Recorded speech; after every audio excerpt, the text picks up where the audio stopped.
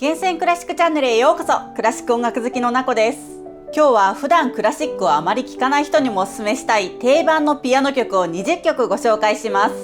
定番のピアノ曲というこの企画ですが、20本ではどうしても収まらず、これを含めて3本動画を出します。この動画ではピアノの発展が始まった古典派から前期ロマン派までの作品をご紹介します。その中でもショパンという作曲家の作品は別格の曲数だったため、前回の動画でまとめてご紹介しています。そして来週は後期ロマン派から近代にかけてのピアノ曲をご紹介します。さらにピアノ協奏曲とピアノソナタについては別の動画ですでにご紹介していますので、この定番曲シリーズ通してまとめてご覧いただけたら嬉しいです。概要欄に再生リストのリンクも貼っておきますので、合わせてご覧ください。それではチャンネル登録をして早速いきましょう。まず1曲目はこちらです。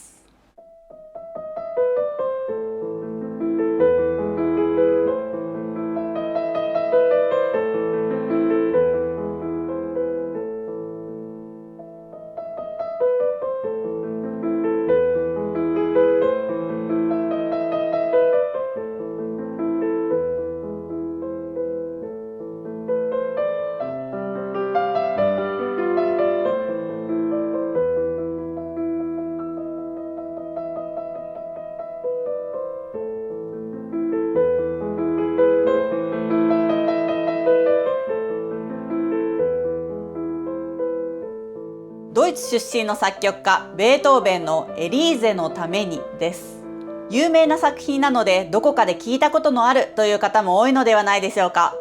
さて、このエリーゼとは誰なのか、これは現在も議論が続いています。有力な説として候補に上がっているのはテレーゼ・フォン・マルファッティという大富豪のお嬢様でした。ベートーベンにとって真剣な恋でしたが、身分違いの恋が実ることはありませんでした。失恋の原因がわからなかったベートーベンは、あまりのショックに震える手で手紙を書きました。僕を熱狂の最高峰から奈落の奥底に突き落としたと、自分の名前を書くのも忘れて書き殴ったそうです。詳しくはこちらの動画、エリーゼのためには誰のためをご覧ください。続いて2曲目はこちらです。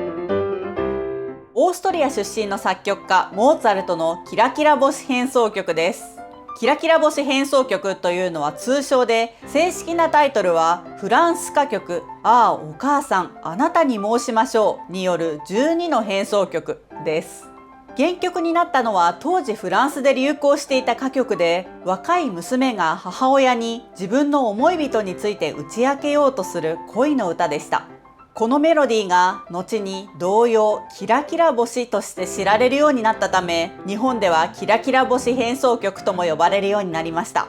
続いて3曲目はこちらです。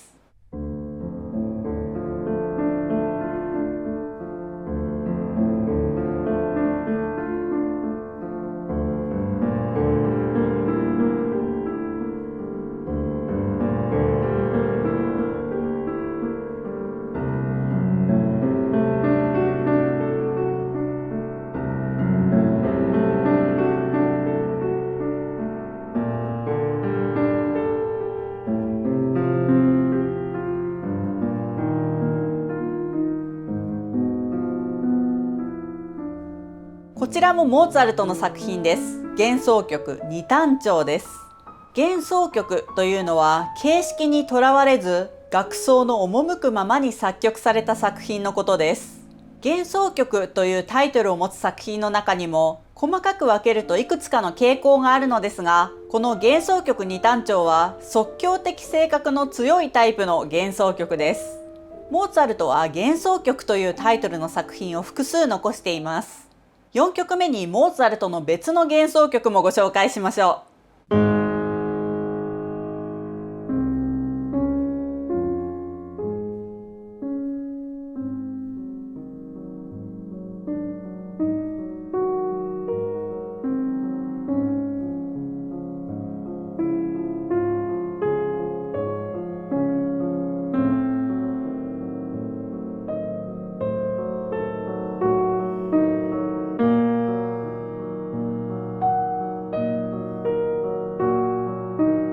この曲はモーツァルトの幻想曲破単調ケッヘル番号475です。このケッヘル番号という作品の番号を表示しているのは、モーツァルトの作った幻想曲破単調が他にもあるからです。それが幻想曲破単調ケッヘル番号396なのですが、こちらはモーツァルトが未完のまま残した作品で、後にオーストリアの作曲家シュタードラーが保湿をして完成させました。こちらの475の幻想曲破単調が気に入った方は、ぜひ396も合わせて聴いてみてください。続いて別の作曲家の幻想曲もお聴きいただきましょう。5曲目はこちらです。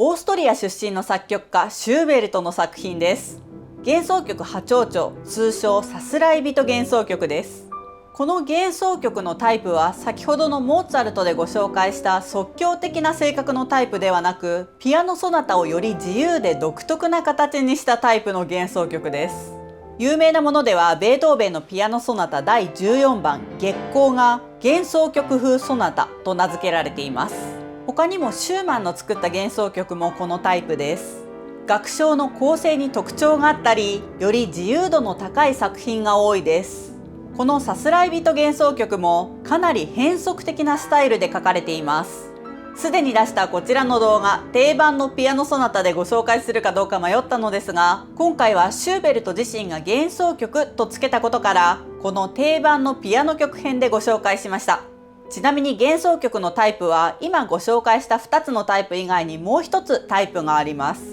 それは音楽自体が幻想的無双的な性格を持ったタイプの作品です。シューマンの幻想小曲集やブラームスの幻想曲集など19世紀ロマン派の作品に多く見られます。同じ言葉で表現される音楽にも様々なタイプがあるというのも興味深いですね。続いての6曲目は同じシューベルトの作品からこちらです。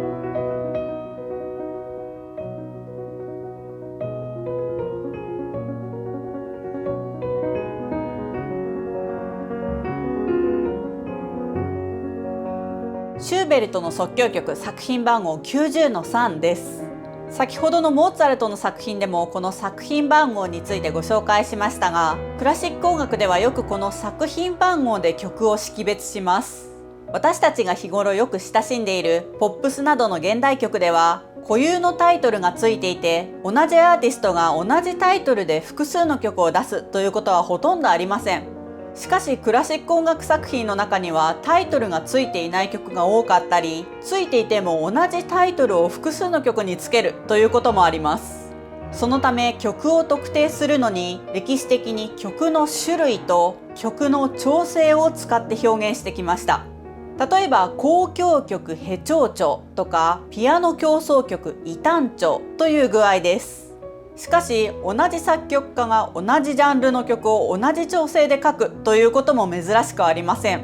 今では作曲の順番や出版の順番に応じて交響曲第1番などと呼ぶことも主流になっていますが、この即興曲のように小さな作品には曲ごとの番号が振られていないことがあります。そういった場合に使われるのが作品番号です。クラシック初心者にとっては難しさを感じるポイントの一つですが、判別が難しい曲には作品番号があると便利なんだなと思っていただけたら嬉しいです。シューベルトの即興曲はこの90の3以外にも名作が多いので、興味を持った方はぜひ他の作品も探して聴いてみてください。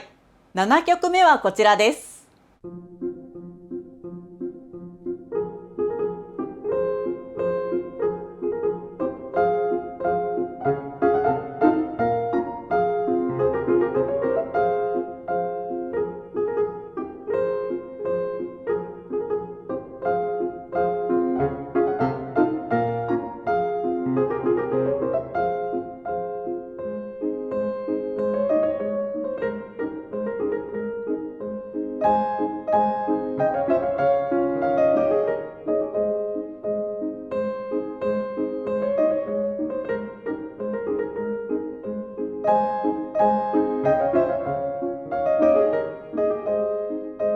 同じくシューベルトの楽境の時第3曲です。楽境の時という言葉は親しみやすく即興的な商品につけられるタイトルです。この第3曲は出版された際、ロシア風エールというタイトルが付けられました。冒頭部分はヘ短調で始まりますが、途中変異長調が混ざり、最終的にはヘ長調で終わるという変わった曲です。愛らしいメロディーで曲の長さも短いため、ピアノ学習者にとっては初期によく演奏する曲でもあります。8曲目はこちらです。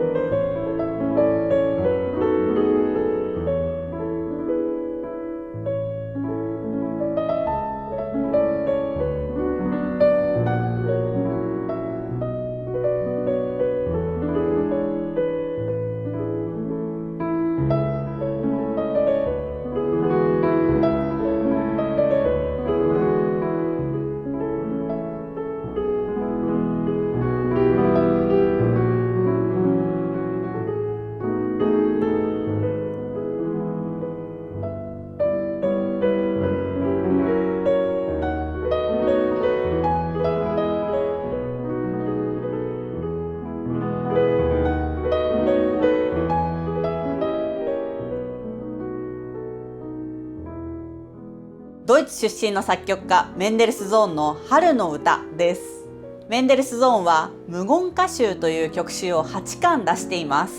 各巻には6曲ずつピアノ曲が収録されていて、この春の歌は無言歌集第5巻の第6曲にあたります。無言歌集に収められた全48曲中最も有名な作品です。楽譜の冒頭には春の歌のようにという指示が書かれています。メンデルスゾーンは天才的な音楽家でしたが、実は姉のファニーも弟に負けず劣らず音楽の才能があった人物でした。この無言歌という曲のジャンルもメンデルスゾーンの姉ファニーが作ったという説もあります。続く9曲目はそんなメンデルスゾーンの別の作品です。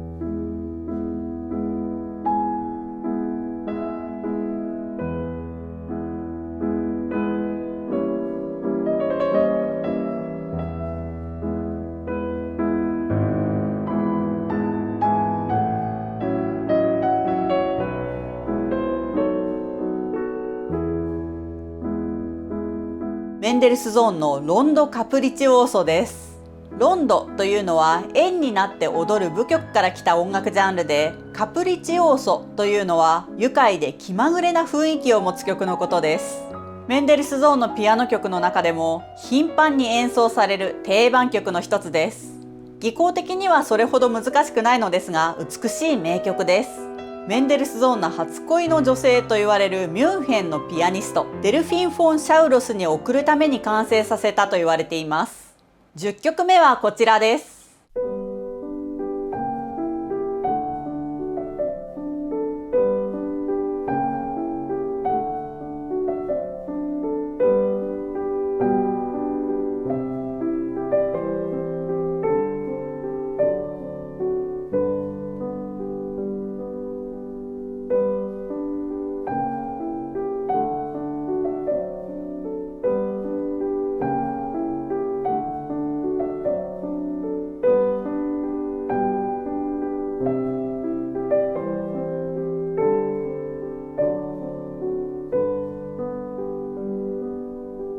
ドイツ出身の作曲家シューマンの見知らぬ国の人々です。この曲は子供の情景という曲集の第1曲にあたります。ハンガリー出身の作曲家でもあり名ピアニストでもあったリストはこの曲に感激し、シューマンに手紙でこう伝えました。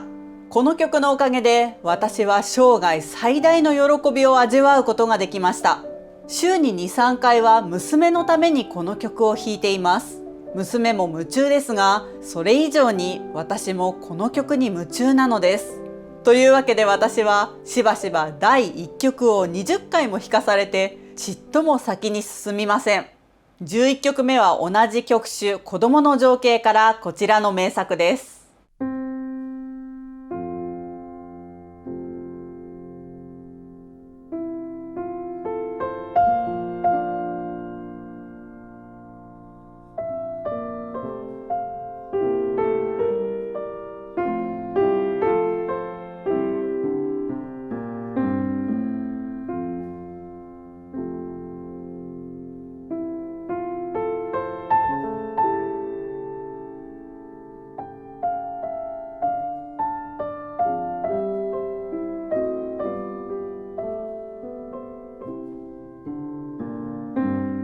シューマンのトロイメライです。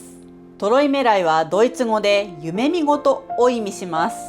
子供の情景の第7曲に収められた名曲で、数多くのピアニストたちがレパートリーにしています。シューマンはこの子供の情景という曲集について、名ピアニストで後の妻となるクララに宛てた手紙の中でこう書いています。いつか君が僕に時々あなたは子供のように思えると話したでしょ。その言葉の余韻の中で作曲をしました。これがまるで魔法の筆のようになり、30曲の小さな可愛い作品が書けました。そこから12曲を選んで子供の情景と名付けたのです。君もきっと喜んでくれるでしょ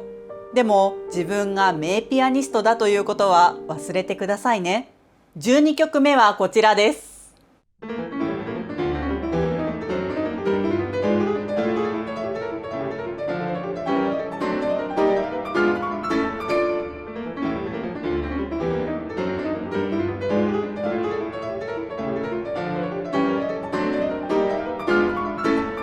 同じくシューマンのクライスレリアーナ第1曲です。クライスレリアーナはシューマン作品の最高傑作の一つに数えられる名作です。この曲を作曲していた頃、シューマンはクララの父からクララとの交際を禁止されていました。そしてこの曲についてシューマンはクララに手紙でこう伝えています。新しい音楽がノート1冊分できました。クライスレリアーナと名付けるつもりです。君と君への思いが主役になっていて、君に捧げようと思っています。しかしシューマンが出版に際してこの曲を検定したのはクララではなく敬愛するショパンでした。13曲目はこちらです。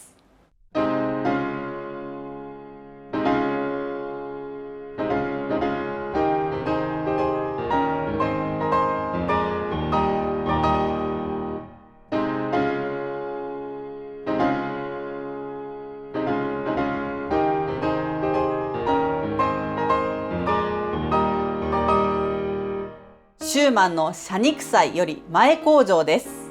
この謝肉祭は21曲からなる曲集です。婚約者だったエルネスティーネとの恋の中で作られました。エルネスティーネの出身地アッシュをドイツ語で書くと ASCH となり、このアルファベットは偶然にもシューマンの名前にも入っているアルファベットでした。シューマンはこれをベースに作曲をします。ASCH は音名にするとラのフラットドシやラミのフラットドシとなり、この旋律がほとんど全ての作品に共通して出てくるのです。14曲目はこちらです。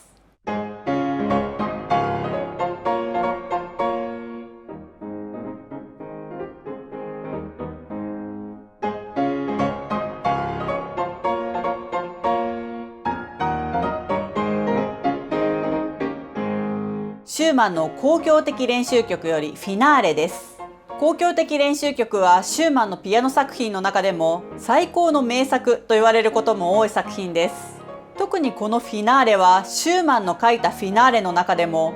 最も輝かしく麗しいものと言われます。この曲の主題はある人物が書いたものでした。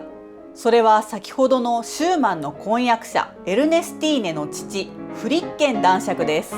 フリッケン男爵はアマチュアのフルート奏者でした。シューマンはこの曲の出版時にこの曲の主題はあるアマチュアの作曲によるものと注釈をつけています。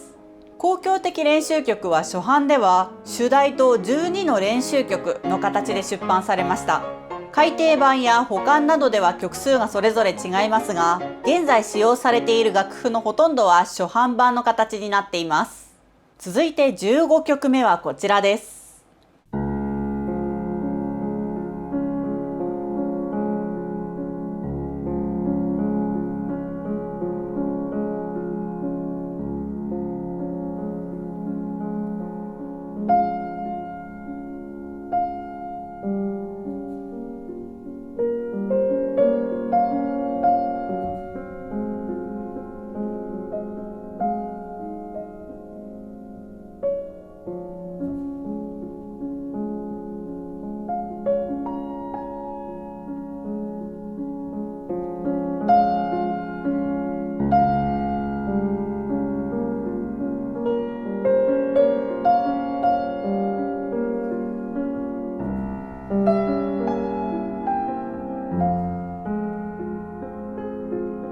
当時のハンガリー王国出身の作曲家リストのコンソレーション慰め第3番です。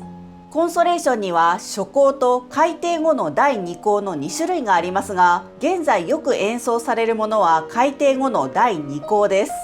今流れているコンソレーション第3番として知られているこの曲は改訂の際に差し替えられた曲ですが、現在コンソレーションの中で最も演奏機会の多い定番の名曲となっています。16曲目はこちらです。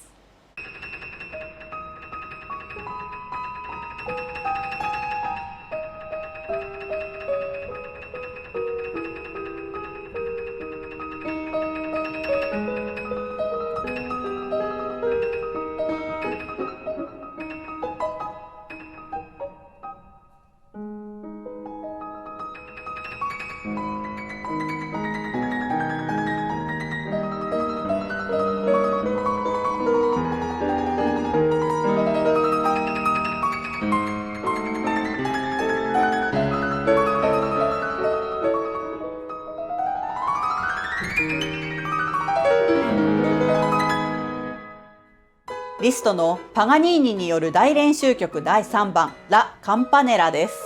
リストは20歳の頃、イタリア出身の名バイオリニストで作曲家だったニコロ・パガニーニのコンサートに行きました。パガニーニはビルトゥオーソと呼ばれる超絶技巧を持つ演奏家で、ビルトゥオーソブームの火付け役として知られる大スターでした。パガニーニの芸術性とそれを最大限表現するための高い演奏技術にリストは感銘を受けます。このコンサートを聴き終わったリストは、自分はピアノのパガニーニになると決意し、高い演奏技術が求められるピアノ曲を数多く作曲します。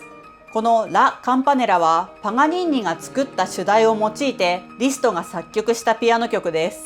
リストはこのパガニーニによる大練習曲をシューマンの妻であり名ピアニストでもあったクララに献呈しました。17曲目もリストの作品です。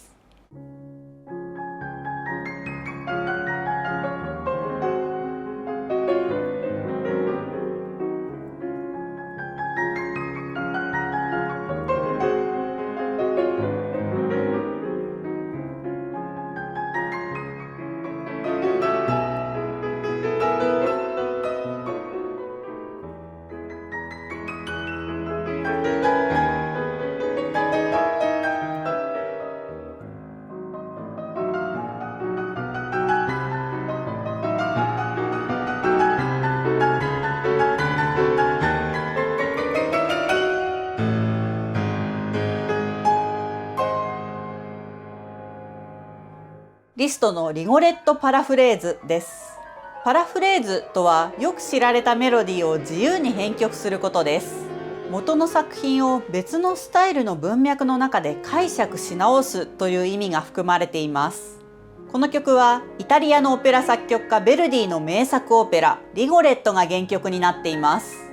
ちなみに編曲と自作曲の線引きはオリジナリティがどの程度あるかによって変わってきます。例えば今回音源の都合上ご紹介できなかったのですが、シューマンの検定という歌曲をリストがピアノ曲に編曲したものがあります。あくまで作曲者はシューマンで、ピアノ用に落とし込んだ編曲者がリストとなっています。一方で一つ前のラ・カンパネラはパガニーニが作った主題を原曲とはしていますが、リスト自身の独創性が強く現れた作品のためリストの自作曲として扱われます。ちなみに今回のパラフレーズは出典を明らかにした上で自由な独創性を持って別の文脈に解釈し直した作品ということで、音楽の分類としては自作曲として扱われることが多いです。この曲もリストのリゴレットパラフレーズと呼ばれます。続いて18曲目はこちらです。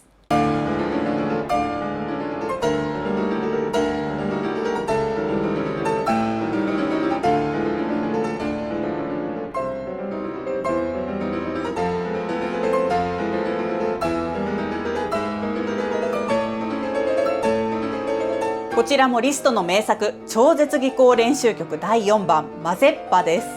ビクトル・ユーゴーの女児誌マゼッパに感銘を受けて作曲したと言われています。リストはこの曲を自分でオーケストラ用にアレンジし、交響詩としても完成させました。リストはこのマゼッパが収められた超絶技巧練習曲を自分の師匠でありベートーベンの弟子であるセルニーに献呈しました。続いて19曲目はこちらです。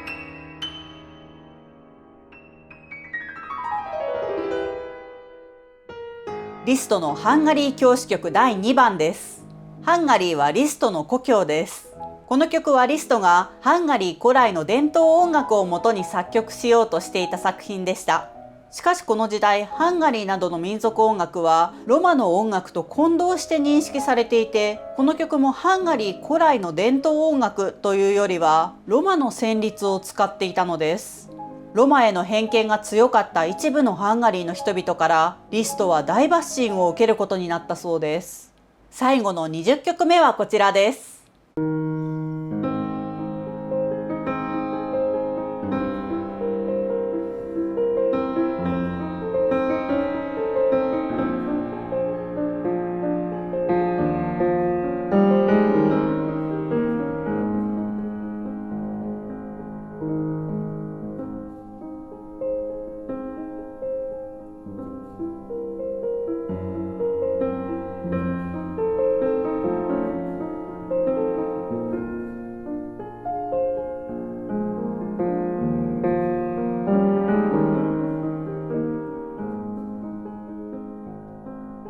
リストの愛の夢第3番です。リストは生涯にわたって多くの弟子を取りました。無償で教えることも少なくなかったようです。リストの弟子についてこんなエピソードが残っています。ある日、ハンガリーを旅していたリストのところに1枚のコンサートのチラシが届きました。そこにはリストの弟子がコンサートを開くと書いてありましたが、主催者の少女にリストは見覚えがありませんでした。リストはその少女を訪ねてみることにしました。少女はリストの顔を見ると青ざめて嘘をついたことを認め謝罪します。聞くところによると、女手一つで自分を育ててくれた母が病気になり、薬を買うお金を工面するため、特技のピアノでお金を稼ごうとしたものの、自分だけでは集客が難しく、偉大な音楽家として知られるリストの名を語ったということでした。少女はコンサートを中止にすると言いましたが、リストはその少女をホテルのロビーに連れて行き、ピアノを弾いてみるよう言いました。そして演奏にいくつかアドバイスした上でこう言ったそうです。さあ、これで私はあなたを教えたのだから、あなたは正真正銘リストの弟子になりましたよ。当日のコンサートは大盛況でした。コンサートの終わりにリストはステージに上がり、私の弟子のリサイタルにお越しいただきありがとうございます。お礼に私もピアノを弾きましょうと自らアンコールを弾きました。その時に弾いたのが愛の夢だったと言われています。この話、どこまでが真実かは分かりませんが、リストの人間性が垣間見える美しいエピソードとして今も語り継がれています。そんなリストをはじめ、今日ご紹介したベートーベンやモーツァルト、シューベルトやシューマン、メンデルスゾーンの代表作と人生については、それぞれこちらの動画にまとめています。概要欄に再生リストのリンクを載せていますので、合わせてご覧ください。そして今日の動画が良かったと思った方はぜひグッドボタンを押してください。原生クラシックチャンネルではクラシックをもっと身近にをモットーに毎週金曜日の夜8時、クラシック音楽を楽しむ入り口になるような動画を配信しています。有名な作曲家の人生や代表作、クラシック音楽の歴史の流れ、楽器の解説や有名曲の紹介などをしています。クラシックに興味がある、クラシックにもっと詳しくなりたいという方はぜひチャンネル登録をして一緒にクラシック音楽のある生活を楽しみましょう。それではまた次の動画でお会いしましょう。ブラービー！